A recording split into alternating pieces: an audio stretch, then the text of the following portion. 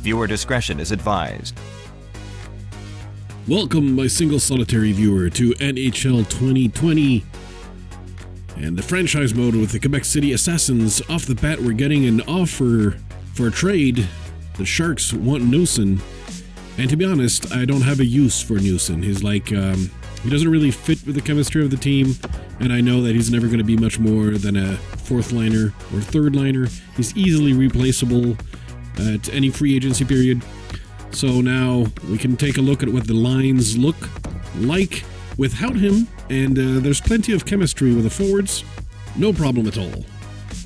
Speaking of no problem at all, let's take a look at one of our main guys on the team, Eric Staal. He's in the twilight of his career at age 35, but he's still got a lot of leadership. He's had a long career, especially with the Carolina Hurricanes, where he won some Stanley Cups. Not just the Stanley Cups, but he's also won the World Championship and also Olympic gold. So he's the kind of guy that has got the triple crown, so to speak. And you can imagine on my team, you can see he's one of the two leaders with Mark Giordano. Let's see what that looks like on the ice, though.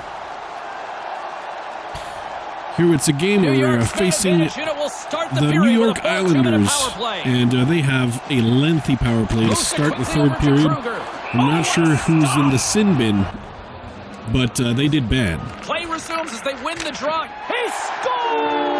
That said, I can still score a shorty with Matt Niskanen from the point. A nice little sweet little shot, and he really didn't expect to score from there on that occasion, but I think I'm facing the backup here. No, it's actually Varlamov. It is actually Varlamov. He's just being bad. Varlamov, I think, was weak on that one.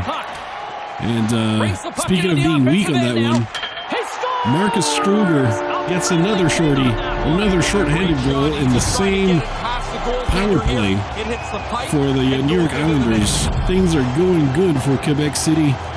Not so much for Long Island. I'm just gonna drink some New York Islanders tears. Doesn't come out, and your team is as effective as they were. Great shot. Whoops, that was a mistake. Maybe you shouldn't gloat too soon. They end up scoring on the power play in the final seconds of the power play. That's still enough. And now I know Harlock was the guy who got us in trouble. But you're going to see a lot of these from me because I love them so. A quick little cross-crease pass, giving no chance to the goaltender, and that's because, well, honestly, if you're the goalie here, most goaltenders stop my shots, so the way I need to score is to make sure they don't have a chance. I'm not the greatest at deking. I know there's a lot of players who are able to basically take the pants off the defense of the opposite team. That's not my case. Here's a blast! Oh, what a stop! But sometimes I can outwork them and just apply the pressure until I get my will.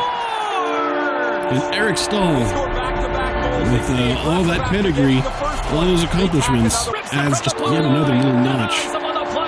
And that's it for that game. There was a certain point when this one seemed like it was over, and I think the coach just didn't seem to want to accept that. Hello, look at the big clock. It costs $10 million. But this might be the numbers don't lie up there. Once one of the last games for Saros, who clearly I made some wrong choices with how I made his pads. Very orange. I think he was destined for the farm team and probably should have sent him there. But now he's on my trade block. And I'm kind of hoping to trade him if I can, even though he's really not worth all that much. But from the beginning of the season, I've been disappointed with how he's been playing. He's really not as good as Comrie in net. And in the farm, Demko has been performing extremely well, so much so that his overall improved. So you can take a look at October and November, and see that in total, Quebec City is just under 500. I would hope to do better, but we're gonna have to figure out before the end of February. So we still have a few months. If the team is gonna be trying to contend for a playoff spot, or if we're gonna try to get Alexis Lafrenière, who is the expected first draft pick overall for the next draft. I still have Niskanen and Saros on the trading block, hoping to get something, and maybe something that'll help build the franchise, and maybe make them better playoff contenders, but probably build the future, a brighter future is more likely. So in my attempt to sign away Saros, I signed Dustin Tokarski, who's just a body for the farm, so that I can promote Thatcher Demko to the pros. And of course, with that promotion comes new pads and a new helmet to make sure that he's got gear that fits with the team colors. I did a much better job than I did with Saros, obviously. It looks much better. And unfortunately, his first game is a huge loss. Both him and Comrie do very poorly in front of the cage. And it's a 9-1 win for the Flyers. It's just really embarrassing. Now we're taking a quick look at the draft picks, and I want to underscore two little guys that you might want to underscore like this. You want to pin them. They're Oliver Suni and Jan Mysak from the Czech Republic, playing in the WHL. They're late draft picks that you can pick up in the late 3rd round or 4th round, and they become top 6 forwards. So they're really nice little sleeper picks. And of course I get a trade offer here. Niskanen, the Stars want some of them, but I'm not interested in their goaltender because I know that Demko is gonna be the man. He's not that great this season, but I think he's gonna be much better next season. And I just don't have room for Khudobin. It's a 3-on-1. Scores! But yeah, as you can see, Demko not quite ready to be a true starter. I mean, Dougie Hamilton has got a shot. He does. And of course, my classic cross crease. Just can't get enough of those. And of course, I almost said Josh Hamilton. Josh Anderson is the one to get the dividends, not pay the dividends, just get the dividends. This is my classic cross crease pass for the goal. Dished on over to Nichushkin. Here's an odd man rush. And if you can't have that cross crease pass for the goal, get that cheeky wrist shot. If they let you shoot from the top of the crease, whether it's a wrist shot or even a slap shot, it tends to always be a dangerous shot. If the computer lets you, if they give you enough room, you gotta take the shot. And here is how you don't exit your zone. What happened actually, you briefly saw it, but one of the D-men broke his stick, and so I had one defensive player missing, and that let Ryan Zingle easily tie the game, just because I was short a defensive player who was skating back to the team bench to get a new stick. And that brings the game to a tie. What we need is a win. What we need is actually to stop getting 1 point from going in overtime, and either start getting lots of wins or start getting lots of regular time losses, so we can get an option on the top pick overall. But I think we're going to go with a win. Mark Giordano completing the play there in overtime. Just a sweet little goal. Yet another cross crease pass, but I thought this one looked particularly sweet.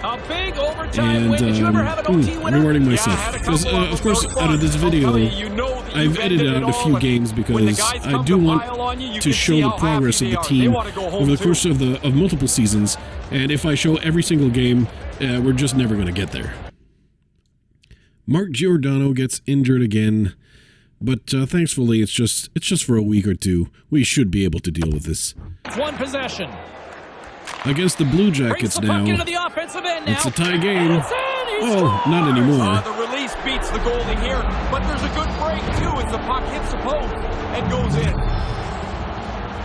Elijah Martindale's second goal of the night. The team captain. Again, I mentioned it. If the computer lets you take a slap shot from there, you better take it. Fires towards the empty net. He scores! That's the hat trick! Oh, what a great feeling to get 3 goals in a game. Doing it on the road is a real nice trick. And at the end of the game, Martindale scores a third goal, this one an empty net, and that's his first career shutout. And by shutout, I of course mean hat trick. It's not exactly the same thing now, is it? Quebec City picks up on the win. We deserve this one. So now at this point, we're nearly, we're 30 games in out of 82 games, and we're starting to get closer and closer to taking that decision. Are we making a move to make a serious option to making the playoffs and contending, or do we sell everything we've got to try and get some good draft picks? We know it's a weak draft. I'm looking here for teams that I think might be likely to lose more positions and give me a draft pick that will increase in value, but that I can buy, that I can obtain for relatively cheap now. And I tried to get the Devils' first pick, but to no avail. There was just nothing I had to offer was interesting, or nothing that I was willing to offer, rather, was interesting enough to make that trade. We've got an OT now, 0-0, overtime against the Ottawa Senators, who beat us earlier in the season. So pools going. Get your social media we got at least to win this one. People. Here's a blast. Turns it away on the slap shot. Oh, great read. Huge steal in his own end. Through center along the wing. Lowers the boom with that hit. Carries it in. I love that chance, a 2-on-1. Nice little deep, but that wasn't enough. With a monstrous save here in overtime. It was not enough. See, sometimes you gotta work harder. The frozen biscuits dropped, and we are near back the on the way end here. of the overtime period now. We could be heading to shootouts if I don't get to score, but I think Eric Stahl got it. He's got this one. He's got this one. He's got it. Here we go. The rookie goaltender must be so pumped. They're collecting the puck at the other end of the ice for him to give it to him as a memento for his first shutout. A night he will never, ever forget. There you go, Thatcher's Demko, his first hat trick. And by hat trick, of course, I mean shutout. We got a trade offer here for Matt Niskanen, and they include a second-round pick. They also include Connolly, who's got a 4-year contract at $3.5 million, so I'm like, no thanks. The second-round pick were relatively tempting. And here, the Oilers try to get Saros by offering a 4th-round pick and trading some later-round choices. And I mean, I'm just happy to give away Saros, but I think I can do better. Instead of giving my 5th, I give my 6th, and I'll take the 7th, which is a slight improvement, and they did accept it. So, you know, you got a nickel and dime 'em. Nickel and dime 'em, I say. So here, near the end of the game, I'm losing. It's time to pull that goalie and try to level that game against the Rangers. Gotta do what you gotta do. The extra attackers out on the ice.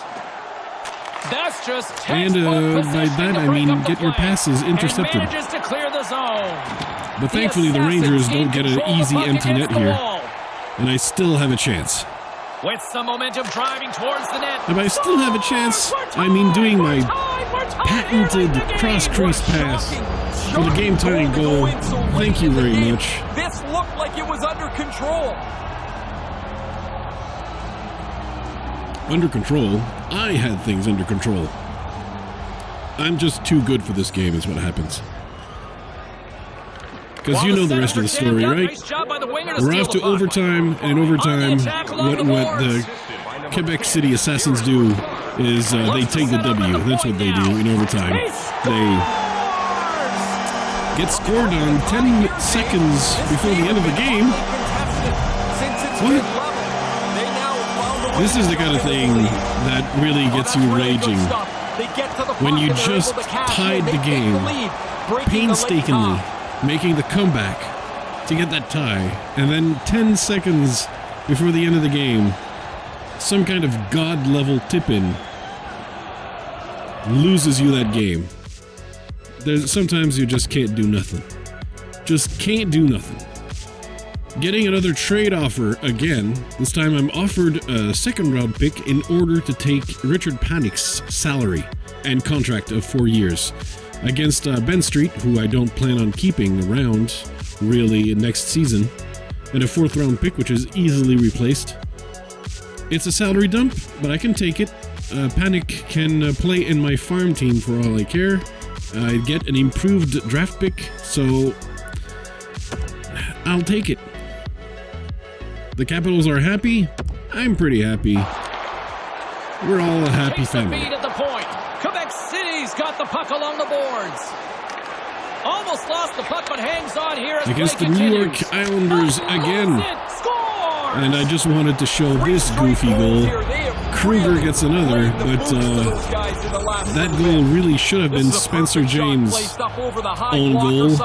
That was going in, but it hit Kruger, and it not a deflection, but like it just flat out hit him, and thankfully still kind of bounced into the net. But that means Kruger gets credited with a goal, basically stealing it from his teammate by just being in the way. That's kind of the Flu's one-tap equivalent in hockey. Here I'm trying to trade. Well, I actually did trade. I decided, you know what? Spencer James, that's it. I'm getting Zach Werenski from the Columbus Blue Jackets. But not only that, but we trade first picks. So now I no longer have my first pick. I have the Columbus's Blue Jackets first pick. And in return, I get Zach Werenski, who is 2 years older than Spencer James and better developed. So I'm thinking that should help me make the playoffs and get your head up, man. Get higher than Columbus in the standings.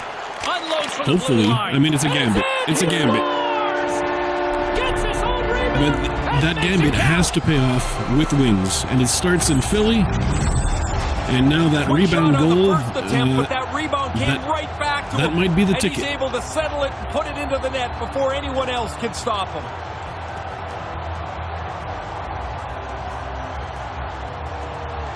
It was a nice little backhand there, right over the pad. Hart almost had it. Into the offensive end now. Moves the puck.